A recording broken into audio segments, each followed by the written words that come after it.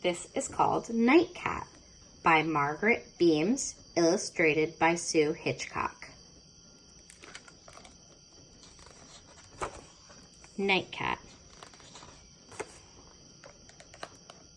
The garden was full of light and shadows, lamplight and moonlight, full of things that danced and fluttered, leaves and moths and trees.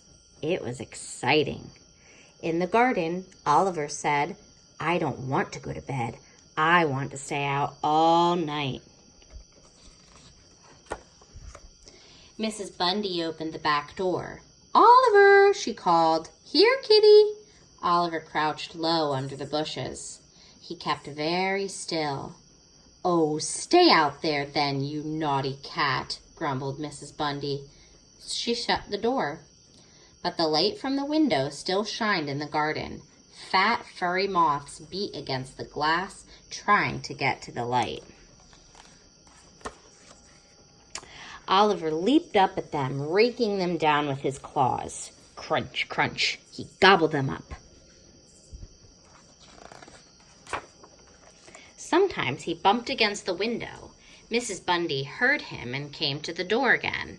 "Oliver, I know you're there. Come along, it's bedtime," she called. But Oliver was gone, hiding behind the rain barrel. "Oh dear," said Mrs. Bundy, "then you'll just have to stay out all night. I'm going to bed." She shut the door and turned out all the lights. Now the garden was dark. Just the moon shined down on Oliver in the garden. Now he could hunt and chase things all night long. He followed a silver trail along the path. It led him to a golden brown snail. He patted the snail with his paw, but the snail just pulled in its horns and waited for Oliver to go away. How can you chase something that won't run away, he thought. A porcupine stumbled and bumbled across the lawn. That's more like it, thought Oliver.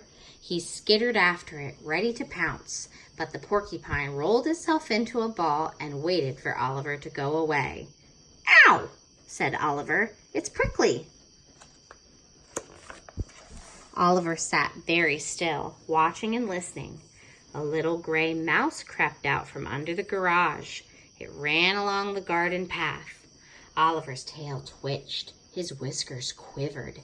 His back legs wriggled, ready to pounce, when down from the trees swooped something huge. Eeyow! Oliver scooted to safety under the bushes. The owl missed its prey and flew away silently over the rooftop. The little mouse vanished down its hole under the garage. After a while, Oliver came out. "I wasn't really scared," he said, giving himself a quick wash. The wind rustled through the garden, making hushing, rushing noises. Wild clouds turned the moonlight on and off.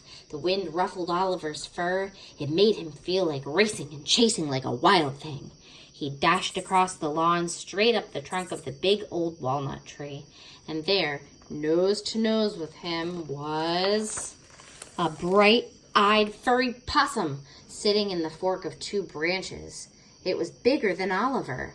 Oliver backed down, slowly, then faster and faster and faster, until he hit the ground running. Oliver wandered around the garden. He wondered what to do. The moths were gone, snails were boring, porcupines were prickly, mice were too quick, and opossums too scary. Plop! A big, fat raindrop landed on his nose. Pit-pat, splitter-splatter. More rain fell. Oliver sat on the doorstep to keep dry. He thought of his basket in the warm kitchen, his cushion, and his saucer of milk. He was tired. The garden was dark and wet and lonely. "I want to come in," he yowled. "Meow, let me in." Mrs. Bundy opened the door. "So there you are," she said. "I suppose you want to come in now?" But she wasn't really mad. So Oliver rubbed his head against her legs and walked inside. He drank his milk and curled up in his basket. I wasn't really scared, he thought, but she'd be lonely without me.